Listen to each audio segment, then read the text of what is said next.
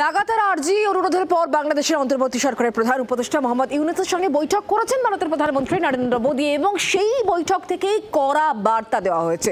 সংখ্যালঘুদের ওপর যে আক্রমণ অত্যাচার তা বন্ধে দেওয়া হয়েছে লাস্ট ওয়ার্নিং।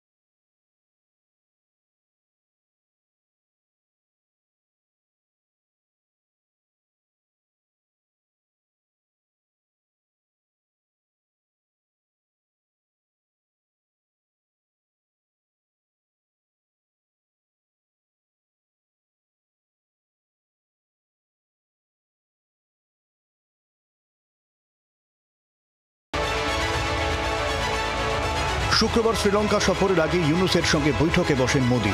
ভারতের প্রধানমন্ত্রীকে পুরনো একটি ছবি উপহার দেন। 2015 জানুয়ারিতে ইন্ডিয়ান সায়েন্স কংগ্রেসে এসেছিলেন মোহাম্মদ ইউনূস।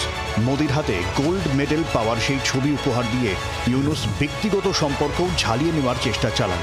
তবে বৈঠকে কড়া কথা শুনতে হলো বাংলাদেশের প্রধান উপদেষ্টাকে। একাধিক বিষয়ে আলোচনা হয়েছে মোদী ইউনূসের। যেভাবে সংখ্যালঘুদের ওপর অত্যাচার বাড়ছে, কোনোভাবেই যে তা বরদাস্ত করা হবে না তা নরেন্দ্র মোদীর বৈঠকে স্পষ্ট জানিয়ে দেওয়া হয়েছে। Prime Minister also underlined India's concerns related to the safety and security of minorities in Bangladesh, including Hindus, and expressed his expectation that the government of Bangladesh would ensure their security, including by thoroughly investigating all cases of atrocities committed against them. একই সঙ্গে সীমান্তে অনুপ্রবেশের চেষ্টার বিষয়টিও আলোচনার টেবিলে ওঠে। Any rhetoric that vitiates the environment is best avoided.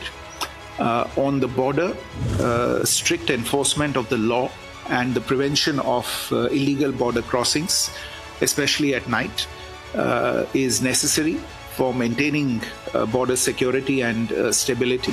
Bharat সহ্য করছে, এটাকে বাংলাদেশ দুর্বলতা ভাবলে মুশকিল, এটা আরেকবারও স্পষ্ট করে দেওয়া হয়েছে।